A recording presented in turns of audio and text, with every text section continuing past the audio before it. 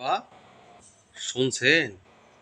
লিটন দাস তো এবার টি-20 বিশ্বকাপে আবার চান্স পাইছে। বাবা, এই বিষয়ে কি আপনি জানেন? আমি তো ব্যাপারটা জানি। আপনি জানেন? পাগলা, আমি জানি। বাবা, আপনি জানার পরও বাধা দিলেন না কেন? বাবা, বলবেন কি?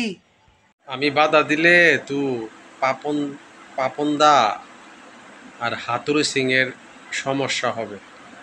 বুঝলে পাগলা? হা, ওদের তো সমস্যা হবে। বাবা, বলেন তো, লিটন দা টি-20 বিশ্বকাপে রান কি করতে পারবে বাবা? এটা কি জানাইবেন বাবা? লিটন দাস রান করতে পারবে না। তো উপায় কি বাবা? একটু বলবেন। লিটন দাস যে রান করতে পারবে না, এখন একটা উপায় বাতলাই দেন না বাবা। পাগলা, উপায় আছে পাগলা, উপায় আছে। কি বাবা উপায়টা? বলবো না এখন পাগলা, বলবো না। টি-20 বিশ্বকাপ যাক, একবারেই সে বাদ হয়ে যাবে। পাগলা, অপেক্ষা কর। বলবেন না? এই লিটন দাস বারবার যে সুযোগটা পাচ্ছে, বুঝতে পারলাম না বাবা। সে তো রানও করতে পারে না। বুঝতে পারলাম না বাবা। সে কি পাপন দা, পাপন সাহেব, হাতুড়া সিং, বুঝতে পারলাম না সব কমিটির মানুষকে সে কি জাদুটনা করছে বাবা? আমি তো বড় তাজ্জব লাগিয়া গেল বাবা। এখন কি করার বাবা?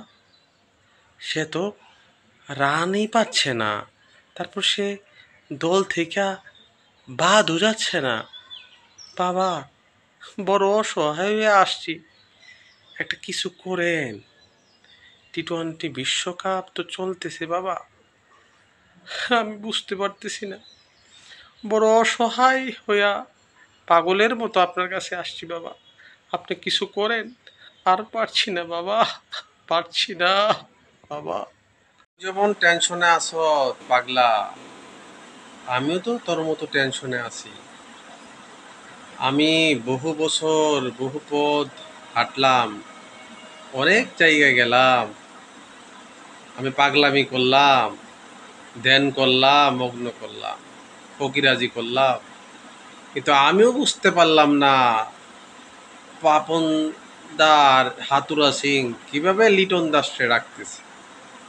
আমিও বুঝতে পারলাম না, আমিও টেনশনে হয়ে আছি। বুঝলি পাগলা, আমিও টেনশনে হয়ে গেছি।